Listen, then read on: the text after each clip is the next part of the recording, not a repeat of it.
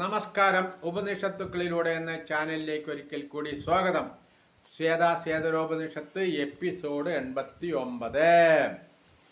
യാതൊരാൾ സത്യം കൊണ്ടും തപസ്സുകൊണ്ടും ഇതിനെ സാക്ഷാത്കരിക്കുന്നു, അവനാൽ എള്ളിൽ എണ്ണയും തൈരിൽ നെയ്യും പ്രഭങ്ങളിൽ വെള്ളവും മരക്കഷ്ണങ്ങളിൽ അഗ്നിയും എന്ന പോലെ ഈ ആത്മാവിൽ തന്നിൽ ഗ്രഹിക്കപ്പെടുന്നു. പാലിൽ അടങ്ങിയിരിക്കുന്ന നെയ്യ് എന്ന പോലെ എല്ലായിടത്തും വ്യാപിച്ചിരിക്കുന്നതും ആത്മവിദ്യയും തപസ്സും മൂലമായിട്ടുള്ളതുമായ ആത്മാവിനെ ആർ സാക്ഷാത്കരിക്കുന്നുവോ അവൻ പരമമായ ശ്രേയസ്സിന് ആസ്പദമായ ബ്രഹ്മമായി തീരുന്നു.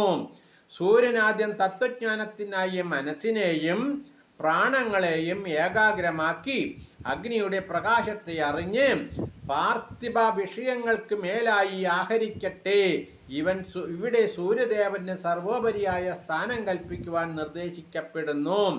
ഞങ്ങൾ പ്രകാശസ്വരൂപിയായ സവിതൃദേവന്റെ, അതായത് സൂര്യന്റെ അനുജ്ഞ അനുസരിച്ചും ഏകാഗ്രമായ മനസ്സുകൊണ്ടും ശക്തിക്കൊത്ത വിധം സ്വർഗപ്രാപ്തിക്കായി പരമാത്മജ്ഞാനത്തിനായി യത്നിക്കാം.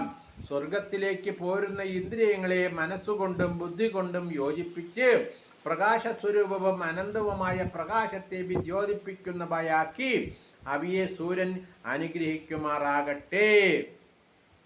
ബ്രാഹ്മണന്മാർ മനസ്സിനെ യോജിപ്പിക്കുന്നു, ജ്ഞാനേന്ദ്രിയങ്ങളെയും യോജിപ്പിക്കുന്നു.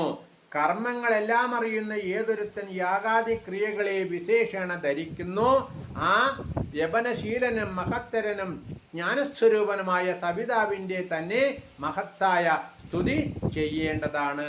നമസ്കാരം. അടുത്ത എപ്പിസോഡിൽ